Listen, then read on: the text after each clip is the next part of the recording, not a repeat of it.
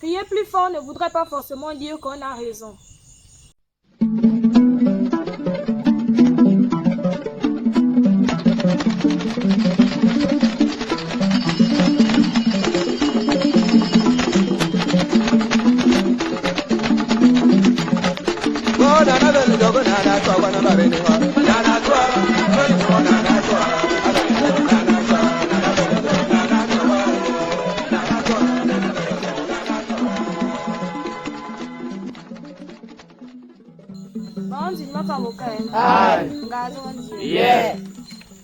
Crier plus fort ne voudrait pas forcément dire qu'on a raison.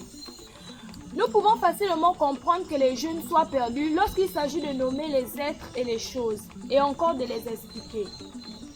Déjà faire comprendre une réalité, dans toutes les religions, dans toutes les sciences et dans tous les rites initiatiques.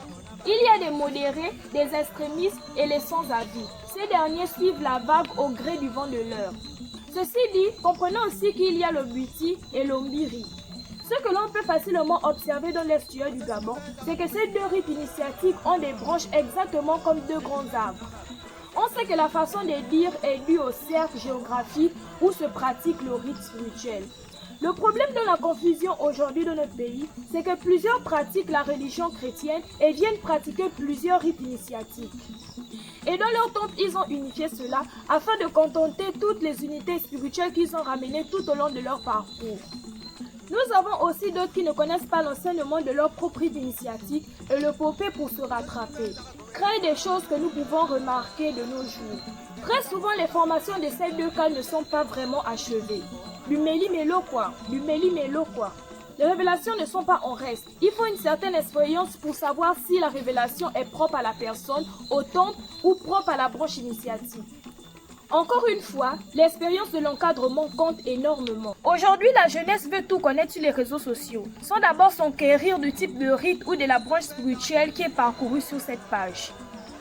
Dans ma petite expérience de Nima, j'ai pu observer ce type de comportement dérouté de mes frères et sœurs spirituels.